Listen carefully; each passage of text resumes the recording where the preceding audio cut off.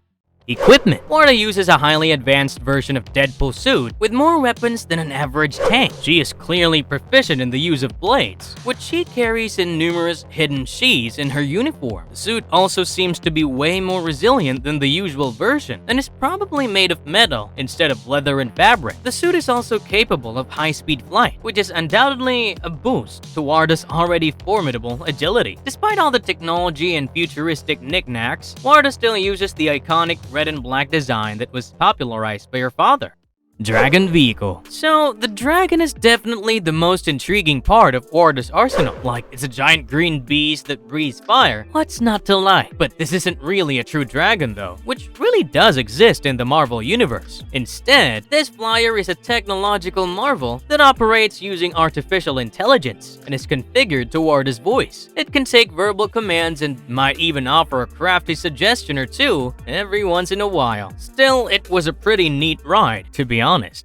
Marvelous verdict. With this, we have reached the end of Deadpool 2099's story. Warda first appears to be a psychotic murderer, taking too closely after her father, but we can't deny that by the end of this arc, she has made herself known as a competent and complex character. And of course, being Deadpool's daughter, she is still a bit bloodthirsty for the normies, but we're certain that she has a huge potential to grow. There's no doubt that we will see more of her as time goes by, and who knows, we might even catch an appearance in a live-action film. But that's for time to tell. For now, please let us know what aspect of Deadpool you want us to cover next in the comments below. Also, don't forget to hit the subscribe button to stay updated on all our marvelous content. So long, dear viewers. We will catch you all in the next one.